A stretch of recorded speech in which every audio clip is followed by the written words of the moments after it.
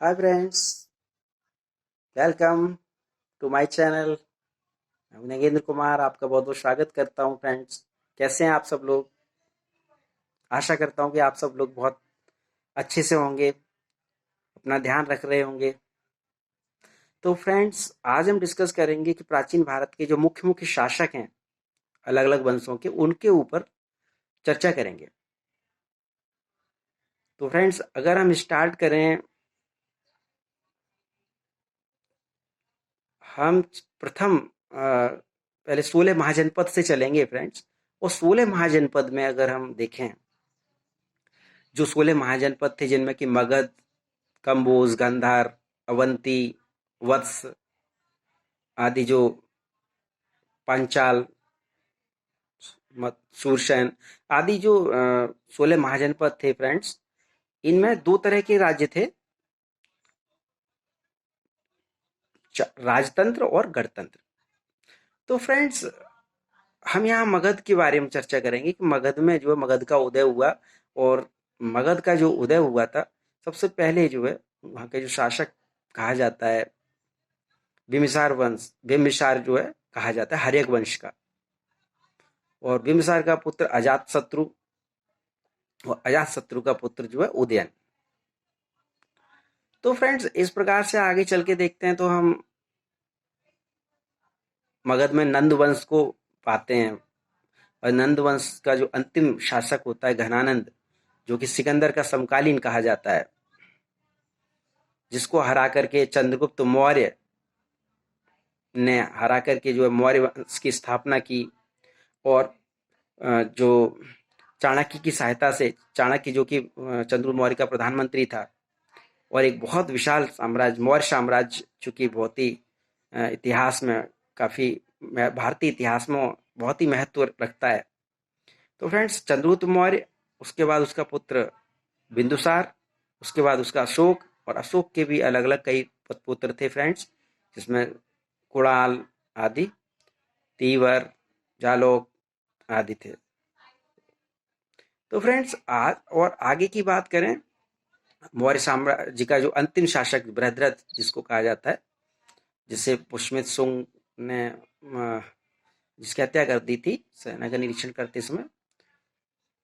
तो मौर्य वंश के पश्चात अगर हम बात करें फ्रेंड्स, मौर्योत्तर काल में कुछ मुख्य मुख्य शासक रहे। कनिष्क का नाम आता है, रुद्रदामन का नाम आता है, सातवाहन अगर शासकों की बात की जाए तो गौतमी पुत्र सातकर्णी, यज्ञश्रेष्ठ सातकर्णी आदि का नाम आता है।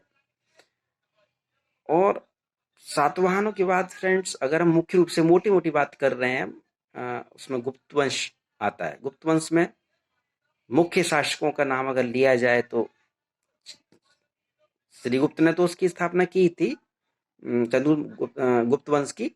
लेकिन श्रीगुप्त के बाद आपका चंद्रगुप्त प्रथम, और चंद्रगुप्त, समुद्रगुप्त, और फिर चंद्रगुप्त सेकंड, स्कंदगुप्त, कुमारगुप्त आदि मुख्य मुख्य शासक गुप्त वंश के माने जाते हैं। इसके बाद फ्रेंड, गुप्तोत्तर काल में अगर हम बात करें तो मुख्य रूप से और छोटे छोटे वंश थे, लेकिन मुख्य जो वंश रहा वो हर्षवर्धन का, पुष्पवती वंश का जो हर्षवर्धन था थे, उनका शासन माना जाता है। हर्षवर्धन को एक महान राजा के रूप में माना जाता है उत्तर भारत के। हालांकि और उत्तर भारत के जो हर्षवर्धन है, वो पहले थानेसर के शासक थे, और कन्नौज के मंत्रियों ने उनसे प्रार्थना की कि कन्नौज में आकर के वो जो है शासन करें कन्नौज से। तो उन्होंने कन्नौज को राजधानी बना करके शासन किया था हर्षवर्धन। तो ये हम उत्तर भारत की बात कर रहे हैं फ्रेंड्स। और इसी समय अगर हम दक्षिण भारत में जाएं, तो दक्षिण भारत या दक्कन में जो है अलग अलग राजवंश के शासक शासन करते रहे। चेर, चोल, पांड्य, चालुक्य, पल्लव वंश आदि के शासक शासन करते रहे अलग अलग समय पर।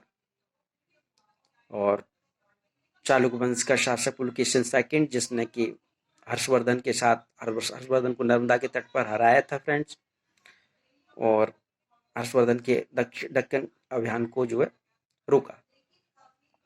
तो फ्रेंड्स, इसके बाद कई शासक हुए हैं दक्षिण भारत में भी, राजेंद्र राजराज चोल, राजेंद्र चोल आदि, उन्होंने काफी अच्छे अच्छे कार्य किए।